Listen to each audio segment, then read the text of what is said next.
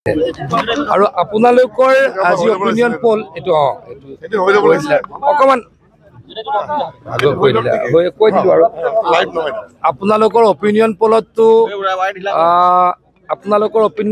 অসমত আমাক 12টা সিট দিছে। আমি আচলতে 11টা সিটত জিকিম বুলি ভাবিছিলো। আপোনালোকে নহয় সকলোৱে এতিয়া 12টা দিছে, কিন্তু এতিয়াতো আমি আশা কৰো যে 13টাত জিকিম। আমাৰ ইলেকশ্যনৰ পাছৰ পৰিৱেশ, টিকটৰ পাছৰ পৰিৱেশটো আমাৰ কাৰণে আৰু অনুকূল হৈছে, আৰু ভাল হৈছে। গতিকে আৰু কেইদিনমানৰ পাছত যি নিৰ্বাচন অনুষ্ঠিত হ'ব লোকসভাৰ, তাত অসমত আমি 13টা সমষ্টিত জয়লাভ কৰিম। আজিৰ তাৰিখত নগাঁও সমষ্টিত জয়লাভ কৰাটো খাটাং। গতিকে আমি নগাঁৱকে লৈ অসমৰ 13টা সমষ্টিত এবাৰ জয়লাভ কৰিম। আৰু দাদা এটা কথা, যি বৰ্তমান নগাঁৱৰ যিগৰাকী সাংসদ প্ৰদ্যুৎ বৰদলৈ, তেখেতে কৈছে যে সুৰেশ বৰা তেখেত পূৰ্বে অস্ত্ৰৰ জনজনীৰ মাজৰ পৰা আহিছে। গতিকে এই সুৰেশ বৰা ডাঙৰীয়াকটো তেখেতলোকে 3বাৰ টিকট দিছিলে। তেওঁ যেতিয়া সাংসদ হৈ আছিলে, সুৰেশ বৰা ডাঙৰীয়া তেওঁলোকৰ জিলা কংগ্ৰেছৰ সভাপতি আছিল জানো? তেতিয়া এইখিনি কথা কিয় নকলে? কেইদিনমানৰ আগত মই ৰকিবুল হুছেইন ডাঙৰীয়াই কোৱা শুনিছো, বোলে এওঁৰ অতীতটো অমুক তমুক। আৰে যদি অতীত অমুক তমুক আছিল, আপোনালোকে তেওঁৰ সভাপতিত্বটো তেওঁলোকে বহিছিল। যেতিয়া সভাপতিৰ আসনখনত সুৰেশ বৰা ডাঙৰীয়া বহিছিল, তাৰ ছাইডত ৰকিবুল হুছেইন ডাঙৰীয়া আৰু প্ৰদ্যুৎ বৰদলৈ ডাঙৰীয়া বহা নাছিল নেকি? তেওঁলোকৰ এই কথাটো কেনেকুৱা নিৰ্লজ্জভাৱে ক'ব পাৰে? কেনেকুৱা নিৰ্লজ্জকে ক'ব পাৰে? তেওঁলোকে 3বাৰ সুৰেশ বৰা ডাঙৰীয়াক টিকট দিছে। সুৰেশ বৰা ডাঙৰীয়া কেইটামান ভোটত হাৰে, আৰু তেওঁলোকে সভাপতি পাতিছে।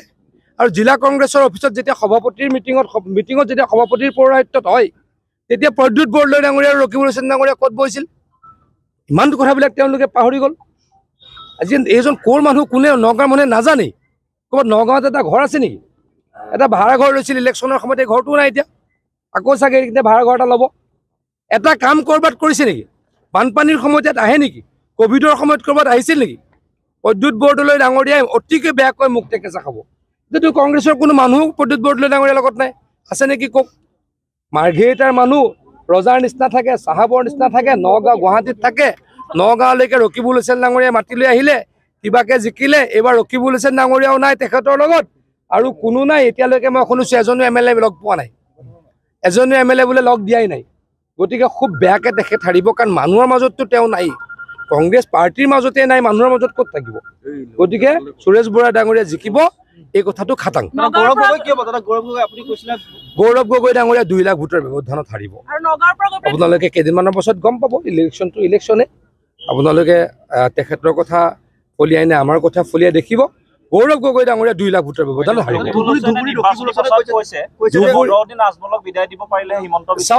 চাওক, বদৰুদ্দিন আজমল ডাঙৰীয়াৰ লগত ৰকিবুল হুছেইন ডাঙৰীয়া ভাল আছিলে। চামগুৰিত কেতিয়াবা ৰকিবুল হুছেইন ডাঙৰীয়াৰ এগেইনষ্টত AUDF শক্তিশালী কেণ্ডিডেট দিছিল নেকি?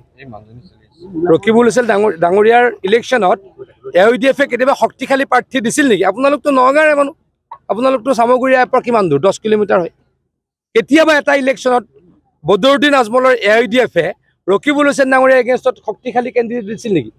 গতিকে তেওঁলোকৰ মাজত ভাল সম্পৰ্ক এতিয়া বেয়া হ'ল। এতিয়া তেওঁলোকে ইলেকশ্যনত খেলিবলৈ গৈছে। সেই চিটটোত তথাপিতো সেই চিটটোত বিজেপিয়ে কেণ্ডিডেট দিয়া নাই, AGPয়ে দিছে। তাতো আমি শক্তিশালীভাৱে অৱতীৰ্ণ। 50জন হিমন্ত বিশ্ব শৰ্মা আহিলেও